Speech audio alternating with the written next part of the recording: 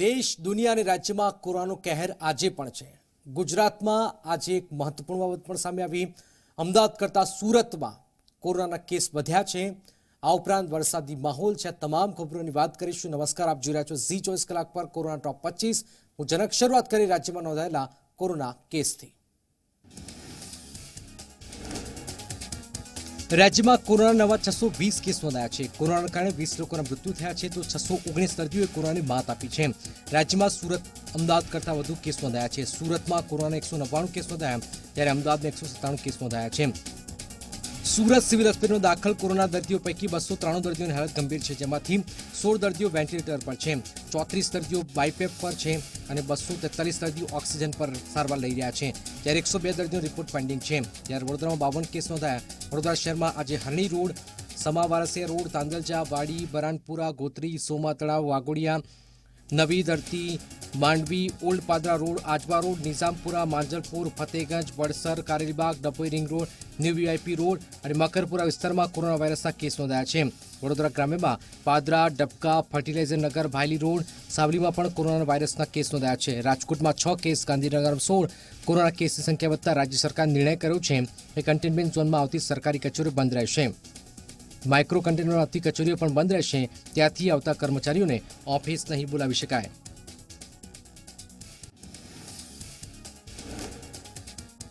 ભારતમાં corona case 5,73,500 પાર થઈ ગયા છે, જ્યારે કોરોનાના કારણે મૃત્યુ પામનાર સંખ્યા 17,000 પાર પહોંચી ગઈ છે। જ્યારે 3,39,000થી વધુ લોકોને કોરોનાને હરાવ્યો છે। જ્યારે વિશ્વભરમાં કોરોના વાયરસના અત્યાર સુધીમાં 1,04,26,000થી વધુ કેસ નોંધાયા છે। 5,08,520 લોકોના મોત થયા છે, જ્યારે અમેરિકામાં કુલ 26,81,811 કેસ નોંધાયા છે। 1,28,783 લોકોના મોત થયા છે। અમેરિકામાં 24 કલાકમાં 41,586 કેસ નોંધાયા છે। 338ના મોત થયા છે। સંક્રમણ કેસ વધતા ઘણા રાજ્યોને ખોલવાની રાજ્યોને અટકાવી દેવાઈ છે, જ્યારે કેલિફોર્નિયામાં પણ સામેલ છે। બ્રિટનના લિસેસ્ટર શહેરમાં લોકડાઉન લગાવાયું છે। સરકારી આંકડા મુજબ 7 દિવસમાં અહીં કેસ વધી રહ્યા છે। દેશમાં કોરોનાની પહેલી વેક્સિન કોવેક્સિનને હૈદરાબાદની ફાર્માસ્યુટિકલ કંપની ભારત બાયોટેક તૈયાર કરી રહી છે। તેને Indian council of medical research અને પુણેની નેશનલ ઇન્સ્ટિટ્યૂટ ઓફ વાયરોલોજી સાથે મળીને બનાવી છે। કોવેક્સિન ટ્રાયલ માણસો પર કરવા માટે ડ્રગ કંટ્રોલર જનરલ ઓફ ઇન્ડિયાની તરફથી પરવાનગી મળી ગઈ છે। પ્રી ક્લિનિકલ ટ્રાયલ સફળ થયા બાદ વેક્સિનને મંજૂરી મળી છે। દેશમાં માણસો પર તેનું ટ્રાયલ જુલાઈમાં શરૂ થશે। ફાર્મા કંપની ભારત બાયોટેક દ્વારા જાહેર કરવામાં આવેલા નિવેદન અનુસાર વેક્સિનને હૈદરાબાદની જીનોમ વેલીમાં BSL-3 અર્થાત બાયોસેફ્ટી લેવલ 3 હાઈ કન્ટેનમેન્ટ ફેસિલિટીમાં વિકસિત કરવામાં આવી છે। Drug controller general of India, central drug standard control organisation, સ્વાસ્થ્ય અને પરિવાર કલ્યાણ મંત્રાલયના પહેલા અને બીજા તબક્કામાં હ્યુમન ટ્રાયલ શરૂ કરવાની મંજૂરી આપી દીધી છે। કંપનીના ચેરમેન અને મેનેજિંગ ડાયરેક્ટરના જણાવ્યા પ્રમાણે તે દેશમાં તૈયાર થનારી કોરોનાની પહેલી વેક્સિન છે, જેને ICMR national institute of virology સાથે મળીને તૈયાર કરાઈ છે। Central drug standard control organisation support અને માર્ગદર્શનને કારણે આ પ્રોજેક્ટને મંજૂરી મળી। અમારું રિસર્ચ દવા તૈયાર કરનાર ટીમ થાક્યા વગર સતત કામ કરી રહી છે। તેને તૈયાર કરવા માટે દરેક જરૂરી ટેકનિકની મદદ લેવામાં આવી રહી છે।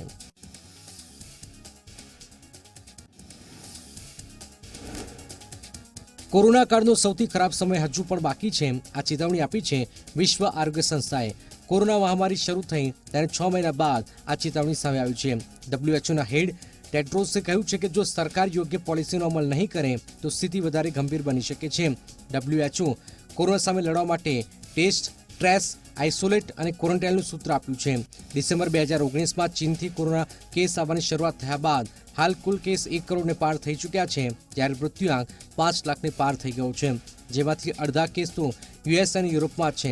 WHO કહ્યું છે કે આપણે સૌ ઈચ્છીએ છીએ કે આ મહામારી ખતમ થાય, પરંતુ તેના અંતની શરૂઆત પણ થઈ નથી। કપરો સમય આવવાનો હજુ પણ બાકી છે।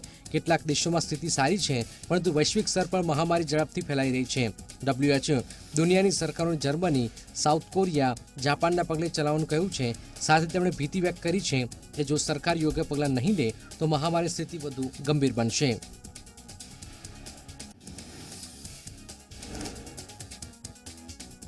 પ્રધાનમંત્રી નરેન્દ્ર મોદી આજે દેશને સંબોધિત કર્યો। તેમણે ગરીબ પરિવારો માટે મહત્વપૂર્ણ જાહેરાતો કરી। તેમણે કહ્યું કે હવે ગરીબ કલ્યાણ અન્ન યોજના દિવાળી અને છઠ સુધી એટલે કે નવેમ્બરના અંત સુધી ચાલુ રહેશે। દેશમાં હવે તહેવારોનો સમય આવી રહ્યો છે. તહેવારોમાં ખર્ચ વધતો હોય છે, જેને કારણે આ નિર્ણય લેવામાં આવ્યો. આ અંતર્ગત સરકાર ગરીબ પરિવારોના દરેક સભ્યને 5 કિલો ઘઉં અથવા 5 કિલો ચોખા મફત આપશે. આ સિવાય પ્રત્યેક પરિવારને દર મહિને 1 કિલો ચણા પણ મફત આપવામાં આવશે. लॉकडाउन होते ही सरकार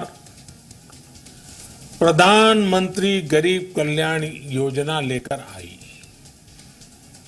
इस योजना के तहत गरीबों के लिए 2.25 लाख करोड़ रुपए का पैकेज दिया गया.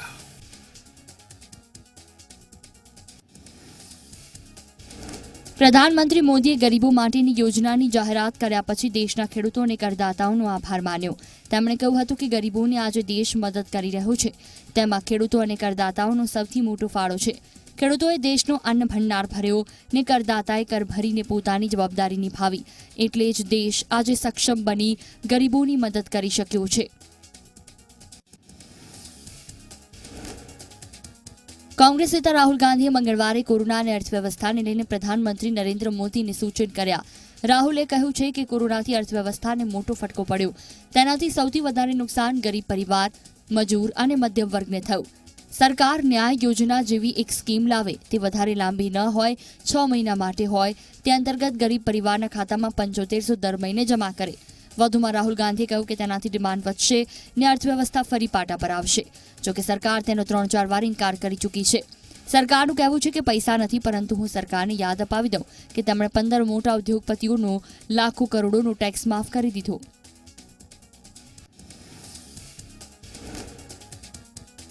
અમેરિકાના ઘણા રાજ્યોમાં કોરોના દર્દીઓ સંખ્યા વધી રહી છે. લોસ એન્જલસમાં કાઉન્ટીમાં પોઝિટિવ દર્દી વધવાનો દર 9% થઈ ચૂક્યો છે, જે 2 વીક અગાઉ 5.8% હતો. ટેક્સાસમાં આ દર 13% છે. 2 વીક અગાઉ તે 7% હતો. એરિઝોનામાં પણ 2 મહિના બાદ કેસો ઝડપથી વધ્યા છે. સરેરાશ દર 20% રહ્યો છે. John Thomas Hopkins Bloomberg Center for Health સિક્યુરિટીના જણાવ્યા અનુસાર છેલ્લા 2 વીકમાં કોરોનાના કેસમાં 65% વધારો થયો છે. રાજ્યોએ અનલોકના પ્રથમ તબક્કામાં રેસ્ટોરન્ટ, બાર, પબ ખોલવાની છૂટ આપી હતી, જે સંક્રમણ વધવાનું મોટું કારણ છે. ઘણા રાજ્યોના અધિકારીઓ પણ આ અંગે ચેતવણી આપી છે. મિશિગનની હાર્પર રેસ્ટોરન્ટ અને ઈસ્ટ લેન્સિંગની બ્રુ અપમાં 70થી વધુ લોકો સંક્રમિત થયા છે. અલાસ્કાની રેસ્ટોરન્ટમાંથી પણ પોઝિટિવ કેસ મળ્યા બાદ સંખ્યાબંધ લોકોના ટેસ્ટ કરાયા. કેન્સાસમાં એક સલૂન બારમાંથી કોરોના ફેલાયો છે. દર્દીઓ વધતા કેલિફોર્નિયાની 8 કાઉન્ટીમાં વેપાર ધંધા પર રોક લગાવી દેવાઈ છે, જ્યારે સાઉથ કાઉન્ટીમાં અનલોક અટકાવી દેવાયું છે. ટેક્સાસમાં પણ 12 રેસ્ટોરન્ટ બંધ કરવા પડ્યા છે. ચીનના કોરોના વાયરસના સેકન્ડ વેવથી સરકારની ઊંઘ ઉડી ગઈ છે. કોરોના સંક્રમણના સતત વધી રહ્યા છે, તેને લઈને તંત્ર પણ કડક પગલાં લઈ રહ્યું છે. બેઇજિંગથી 150 કિલોમીટર દૂર હેબઈ પ્રાંતમાં વુહાન જેવી કડકાઈ કરાઈ છે. મીડિયા રિપોર્ટ્સ મુજબ આ લોકડાઉન એનશીનમાં લાગુ કરાયું છે, જેનાથી અંદાજે 5 લાખ લોકોને અસર થશે. છેલ્લા 24 કલાકમાં બેઇજિંગમાં કોરોના નવા 14 દર્દીઓ મળ્યા છે. રાજ્યના મોટાભાગના જિલ્લામાં આજે વરસાદ પડ્યો છે. અમરેલી, રાજકોટ, સુરત, વડોદરા, અરવલ્લી, કચ્છ, ભરૂચ, બનાસકાંઠા, દ્વારકા, ભાવનગર, જામનગર, સાબરકાંઠા, મહેસાણા, બોટાદ, ગીર સોમનાથ, નર્મદા, જૂનાગઢ સહિત જિલ્લામાં અનેક તાલુકામાં ધોધમાર વરસાદ પડ્યો. વીજળી પડવાથી બોટાદ જિલ્લામાં એક 5 વર્ષની બાળકી 60 વર્ષના વૃદ્ધનું મોત થયું છે, જ્યારે બોટાદના સરવઈ ગામે વાડીમાં કામ કરતી મહિલા પર વીજળી પડતા તેનું મોત થયું છે. અરવલ્લીના કસાણા ગામે વૃક્ષ પર વીજળી પડી, ખેતરમાં વીજળી પડતા વૃક્ષ સળગી ઉઠ્યું. વીજળી પડવાના બનાવની ગામના લોકોમાં ડરનો માહોલ છે. જસદણના ડોડિયાળા ગામમાં વીજળી પડતા એક વ્યક્તિને ઈજા પહોંચી છે. જામનગરના લાલપુર તાલુકાના રક્કા ગામે વાડીમાં વીજળી પડતા વાડીમાં કામ કરતા માતા પુત્રનું પણ મોત થયું છે. દ્વારકાના વિરમદળ ગામે વીજળી પડતા 21 વર્ષીય યુવતીનું મોત થયું છે. કચ્છના લખપત તાલુકાના ગુણામ ગામે વીજળી પડવાથી મસ્જિદને નુકસાન થયું છે. સાબરકાંઠાના અરવલ્લી જિલ્લાના લાખો પશુપાલકો માઠા સમાચાર છે. સાબર ડેરીએ પશુપાલકો પાસેથી ખરીદતા દૂધના ભાવમાં ઘટાડો કર્યો છે. ભેંસના દૂધમાં પ્રતિ કિલો ફેટ 20 રૂપિયા, ગાયના દૂધમાં પ્રતિ કિલો ફેટ 9 રૂપિયા ઘટાડો કરાયો છે. ભેંસના દૂધના અગાઉ 730 રૂપિયા કિલો ફેટના ચૂકવવામાં આવતા હતા, જેમાં ઘટાડો કરી 710 રૂપિયા કિલો ફેટના કરાયા છે. ગાયના દૂધના પ્રતિ કિલો ફેટના 313 રૂપિયા ચૂકવવામાં આવતા હતા, જેમાં ઘટાડો કરી 304 રૂપિયા પ્રતિ કિલો ફેટના કરાયા છે. બુધવારથી નવો ભાવ અમલમાં આવશે. રાજ્યમાં લોકડાઉન વચ્ચે બાળકોને ઓનલાઈન શિક્ષણ આપવાની વ્યવસ્થા મામલે હાઈકોર્ટે રાજ્ય સરકાર પાસે જવાબ માંગ્યો છે. હાઈકોર્ટમાં 18 માસથી 6 વર્ષના બાળકો માટે જાહેરહિતની અરજી કરવામાં આવી છે, જેમાં દર્શાવવામાં આવ્યું છે કે આ ઉંમર ભણવાની ઉંમર છે. તેમને લેપટોપ કે કમ્પ્યુટર પર બેસવાની ફરજ ન પાડવી જોઈએ. આ બાળકોની રમવાની ઉંમર છે અને તેમના પર ઓનલાઈન શિક્ષણના નામે ભારણ ન નાખવું જોઈએ. આ મામલે હાઈકોર્ટે રાજ્ય સરકાર પાસે જવાબ માંગ્યો છે. રાજ્ય સરકાર અને પ્રાથમિક શિક્ષણ વિભાગના ડિરેક્ટરને નોટિસ આપવામાં આવી છે. વધુ સુનાવણી 17મી જુલાઈએ હાથ ધરવામાં આવશે. ગુજરાત વાલી એકતા મંડળ સ્કૂલ ફી ઉઘરાવતી સ્કૂલ સામે લડી લેવાના મૂડમાં છે. અમદાવાદના નિકોલ વિસ્તારમાં સાયકલના માધ્યમથી શાળાઓમાં આવેદનપત્ર આપવાનું હતું, જે પહેલા તેમની અટકાયત થઈ. ગુજરાત વાલી એકતા મંડળ એક સત્રની ફી માફીની માંગ કરી રહ્યું છે. ગુજરાત વાલી એકતા મંડળના આગેવાન જયેશ પટેલે કહ્યું કે હાલ શાળાઓ બંધ છે, ખર્ચ નથી થઈ રહ્યો, ત્યારે તેનો લાભ શાળા સંચાલકોએ વાલીઓને આપવો જોઈએ. શાળાઓ વાલીઓને હિતમાં વિચારે નિર્ણય લે તે જરૂરી છે. સાથે જ ચીમકી પણ અપાઈ કે જો સંચાલકો ફી ઉઘરાવશે તો વાલીઓનો રોષનો સામનો કરવો પડશે. તેમનો દાવો છે કે સરકારે ફી માટે શાળાઓને દબાણ ન કરવું જોઈએ, પરંતુ નક્કર નિર્ણય જાહેર કર્યો નથી. જેના કારણે કોરોના સંકટ સાથે સાથે વાલીઓ શાળા સંચાલકો તરફથી પણ સમસ્યાનો સામનો કરવો પડી રહ્યો છે. કોરોના કારણે જે લોકડાઉન કરાયું તેના પગલે અનેક ઉદ્યોગો નુકસાની ભોગવી રહ્યા છે, જેમાં સુરતનો ડાયમંડ ઉદ્યોગ મોટી નુકસાની ભોગવી રહ્યો છે. એમાંય વળી ભારત અને ચીન વચ્ચેના વિવાદને લઈને પરિસ્થિતિ વધુ વણસી છે. સુરતમાં પોલિશ થયેલા 42% ડાયમંડ હોંગકોંગ એક્સપોર્ટ કરવામાં આવે છે. ચીન સાથે થયેલા વિવાદથી હીરા ઉદ્યોગને ગ્રહણ લાગ્યું છે. યુરોપિયન દેશો સાથે 17%, અમેરિકા સાથે 40%, હોંગકોંગ સાથે 38% અને ચીન સાથે 4% સાથે પોલિશિંગ ડાયમંડનો એક્સપોર્ટ થાય છે. માત્ર ચીન અને હોંગકોંગ સાથે $6 બિલિયન વેપાર થતો હતો. પરિસ્થિતિ બગડતા ડાયમંડ જ્વેલરી કે જે ચીન અને હોંગકોંગથી તૈયાર કરાય છે તે બંધ કરી ભારતમાં જ બનાવીને તેને અન્ય દેશોમાં એક્સપોર્ટ કરવામાં આવે તો વિશ્વભરમાં જ્વેલરીની ડિમાન્ડ માટે ભારત એક બજાર તરીકે પણ ઊભું થઈ શકે છે.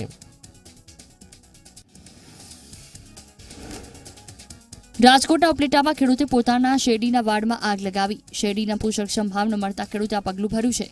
લોકડાઉન અને કોરોનાની સ્થિતિમાં જગતના તાતી ધીરજ ખૂટતા ન છૂટકે શેરડી સળગાવી દેવાનો નિર્ણય લીધો. આખા વર્ષની મહેનત પછી પણ નુકસાનકારક પરિણામ મળતા ખેડૂત નિરાશ થઈ ગયા. ત્યારે આવનારા સમય ખેડૂતો માટે આશા અને સફળતાનો સ્વાદ લઈને આવે તેવી ઈશ્વરને પ્રાર્થના કરી રહ્યા છે. સાથે ખેડૂતો આ પરિસ્થિતિમાં સરકારની મદદની પણ આશા રાખી રહ્યા છે.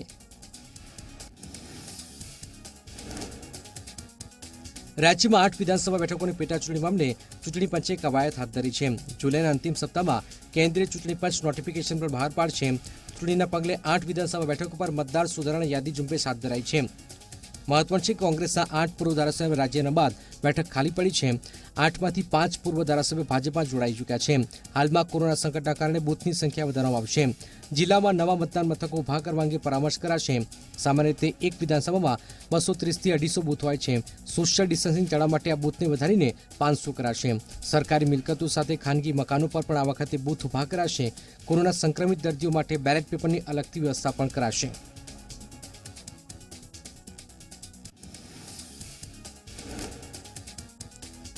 ગુજરાત એટીએસની ટીમે રાજ્યમાં ગેરકાયદેસર હથિયારોની હેરાફેરીનો મોટો પર્દાફાશ કર્યો છે. ગત અઠવાડિયે રાજ્યના 5 જિલ્લામાં દરોડા પાડી 54 વધુ હથિયાર જપ્ત કરી 9 આરોપીઓની ધરપકડ કર્યા બાદ તાજેતરમાં વધુ 50 હથિયારો સાથે 11થી વધુ આરોપીઓની ધરપકડ કરી છે. કચ્છ, સુરેન્દ્રનગર, મોરબી સહિતના શહેરોમાં દરોડા પાડી આ હથિયાર જપ્ત કરાયા છે. અમદાવાદમાં ગેરકાયદેસર ગનની ડીલ કરતા ગન હાઉસના માલિક તરુણ ગુપ્તાની ધરપકડ કરી પૂછપરછ કરાઈ. છેલ્લા 9 દિવસથી એટીએસની ટીમે અમદાવાદ સહિત કચ્છ, મોરબી, ભાવનગર, અમરેલીમાં પણ વિવિધ સ્થળો પર દરોડા પાડ્યા હતા, જેમાં કુલ 54 જેટલા ગેરકાયદે ભારતીય અને વિદેશી બનાવટના હથિયારો કબજે લેવાયા છે. મધ્ય ગુજરાત બીજ કંપનીના એમડી અને મેનેજમેન્ટે વિવિધ કારણોસર 800 જેટલા કર્મચારીઓને સામૂહિક નોટિસ અપાઈ છે. જેના વિરોધમાં બુધવાર એટલે કે 1 જુલાઈ રોજ મધ્ય ગુજરાત બીજ કંપનીના 3500 કર્મચારીએ માસ સીએલ પર જવાનો નિર્ણય કર્યો. વીજ કર્મચારીઓના નિર્ણયના પગલે વીજ પુરવઠા અને મેન્ટેનન્સની કામગીરી પર ગંભીર અસર પહોંચવાની શક્યતાઓ છે. કર્મચારીઓને આપવામાં આવેલી સામૂહિક નોટિસ સામેના આંદોલન માટે બનાવાયેલા ગુજરાત ઉર્જા સંયુક્ત સંકલન સમિતિના અગ્રણીઓ કહ્યું છે કે અમારા કર્મચારીઓ દરેક ઋતુમાં ખડે પગે છે. કોરોનાની મહામારીના સમયમાં પણ કામગીરી થઈ છે. અમારી કામગીરી સરકારે અને પ્રજાએ પણ બિરદાવી છે. ત્યારે બીજી બાજુ એમજીવીસીએલના તગલગી મનોવૃત્તિ ધરાવતા એમડી તુષાર ભટ્ટ અને મેનેજમેન્ટના ઉચ્ચ અધિકારીઓ દ્વારા વિવિધ નાના મોટા કારણોસર 800 જેટલા કર્મચારીઓને સામૂહિક નોટિસ પણ અપાઈ છે, જેના વિરોધમાં તેઓ આંદોલન કરે છે.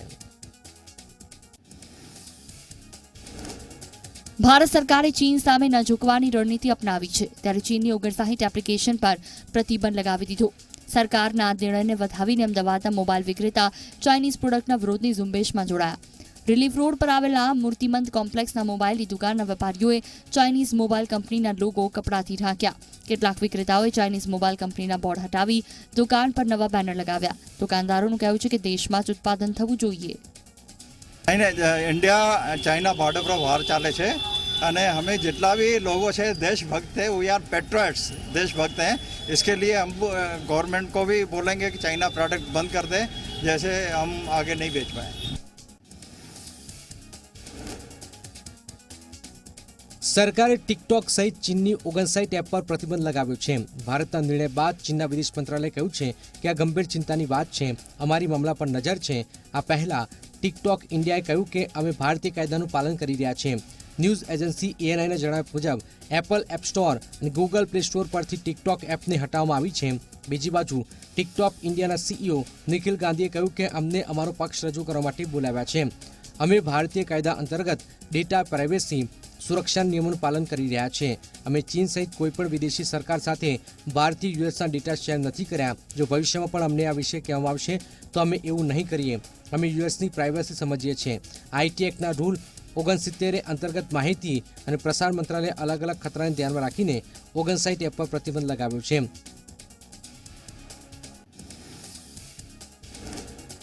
જમ્મુ કાશ્મીરના અનંતનાગ જિલ્લાના વાતમા વિસ્તારમાં સુરક્ષા દળોએ 2 આતંકીઓને ઠાર કર્યા છે. આતંકીઓ છુપાયેલા હોવાના ઇનપુટના આધારે સિક્યુરિટી ફોર્સીસે સર્ચ ઓપરેશન હાથ ધર્યું. આ પહેલા સોમવારે આર્મી અને પોલીસે જોઈન્ટ ઓપરેશનમાં અનંતનાગ જિલ્લાના ખુલચોહર વિસ્તારમાં 3 આતંકીઓને ઠાર કર્યા હતા. સોમવારે ઠાર કરાયેલા 3 આતંકીઓ લશ્કરે તૈયબા હિઝબુલ મુજાહિદીન સાથે જોડાયેલા હતા. ડોડાના છેલ્લા આતંકી મસૂદે ઠાર કરાયા બાદ જમ્મુ કાશ્મીર પોલીસે ડોડાને આતંકી મુક્ત જાહેર કર્યું છે. પાકિસ્તાનથી મુંબઈની તાજ હોટલને ઉડાવી દેવાની ધમકીભર્યો કોલ આવ્યો છે. તેને ગંભીરતાને લઈ મુંબઈ પોલીસે હોટલની સુરક્ષા વધારી છે. દક્ષિણ મુંબઈ દરિયાકાંઠાના વિસ્તારોમાં પેટ્રોલિંગમાં વધારો થયો છે. ફોન પરની વ્યક્તિએ કહ્યું કે કરાચી સ્ટોક એક્સચેન્જ પર થયેલા આતંકી હુમલો બધાએ જોયો છે. હવે તાજ હોટલ 26 અગિયારનો હુમલો ફરી એકવાર થશે. માહિતી મળતાની સાથે જ મુંબઈ પોલીસ બોમ્બ સ્ક્વોડની ટીમે સમગ્ર હોટલની તપાસ કરી છે. હોટલની બહાર અને ગેટવે ઓફ ઇન્ડિયા વિસ્તારમાં સ્પેશિયલ ફોર્સ મુંબઈ 1ની એક ટીમ તૈનાત છે. અહીં આવતા મહેમાનો તેમની પ્રવૃત્તિઓ પર નજર રખાઈ રહી છે. સોનિયા ગાંધીના નજીકના ગણાતા અને કોંગ્રેસના રાજ્યસભાના સાંસદ અહેમદ પટેલની ઈડીની ટીમે આજે ફરી પૂછપરછ કરી છે. વડોદરાની કંપની સ્ટર્લિંગ બાયોટેકના પ્રમોટર સાંડેસરા ભાઈઓના 5700 કરોડ રૂપિયાના બેંક ફ્રોડ કેસમાં અહેમદ પટેલની પૂછપરછ ચાલી રહી છે.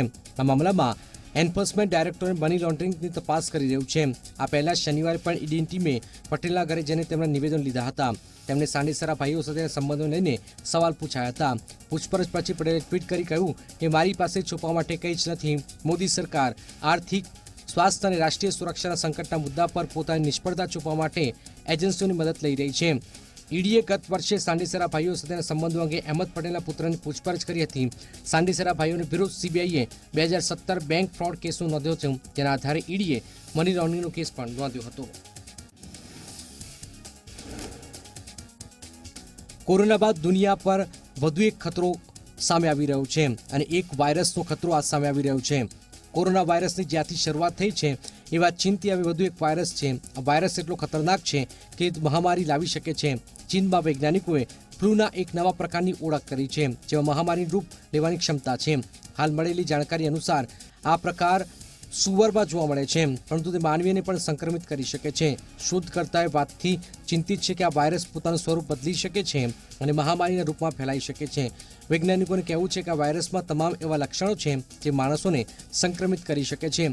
જેથી આ વાયરસ પર નજર રાખવી જરૂરી છે, કારણ કે આ એક નવો વાયરસ છે, એટલે લોકોમાં તેના માટે પ્રતિરોધક ક્ષમતા બિલકુલ નહીં હોય. 2009માં થયેલો સ્વાઇન ફ્લૂનો એટેક એટલો ખતરનાક નહોતો જેટલો લોકોએ વિચાર્યો હતો. ચીનમાં જે નવા વાયરસની ઓળખ કરાઈ છે તે સ્વાઇન ફ્લૂ જેવો જ છે, પરંતુ કેટલાક ફેરફારો સાથે છે. G4EA-H1N1 નામનો આ વાયરસ માણસની શ્વાસનળીમાં વૃદ્ધિ પામે છે. વૈજ્ઞાનિકોએ ચીનના સુપર ઉદ્યોગમાં જે લોકો કામ કરે છે તેમાં આ વાયરસના સંક્રમણના પુરાવા જોયા છે. ચિંતાની વાત તો એ છે કે હાલ ફ્લૂ માટે જે રસી ઉપલબ્ધ છે તે વાયરસ સામે લડવા માટે સક્ષમ નથી. હાલ તો વાયરસની સ્થિતિ પર સતત નજર રખાઈ રહી છે.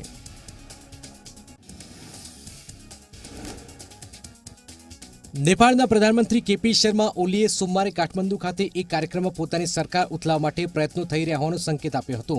2 દિવસ પહેલા પણ તેમણે આવો જ ભય દર્શાવ્યો હતો. પક્ષના આંતરિક વિરોધી અને ભારત સરકાર પોતાને પદભ્રષ્ટ કરવા પ્રયત્નશીલ છે એવો ઓલીનો ભય સાવ અકારણ પણ નથી. ચીનના ઇશારે પહેલા ભારત સાથે સરહદ વિવાદ સર્જીને ભારતની નારાજગી વોરિનર કેપી શર્મા ઓલી પાછી પાની કરવાનો પ્રયત્ન કરે તો તેમના જ પક્ષના ચીન તરફી સમર્થકો ઓલી માટે મુસીબતનો ઊભી કરી શકે છે. માઓવાદી પ્રચંડના દબાણથી ઓલીએ લિપુલેખ લિમ્પીદુરા કાલાપાનીનો વિવાદ નવેસરથી સળગાવ્યો. નવો નકશો સંદર્ભ મૂકવાની હિંમત પણ દાખવી. ભારત સામે નેપાળની આ સીધી અને સ્પષ્ટ બગાવત કહેવાય છે. અગાઉ 2008, 2012 અને 2015 એમ 3 વખત ચીન તરફી માઓવાદીઓના દબાણ છતાં ઓલી ભારત સાથે મંત્રણમાં ઉગ્ર તાડતા હતા. પરંતુ 2015માં ભારત સરકારે નેપાળ સરહદ સીલ કરવાનું પગલું ભર્યું. ત્યારથી ઓલી ભારત પ્રત્યે કડવાશ વ્યક્ત કરતા રહ્યા છે. સ્વસ્થ રહો, સુરક્ષિત રહો અને જોતા રહો ઝી 24 કલાક. નમસ્કાર.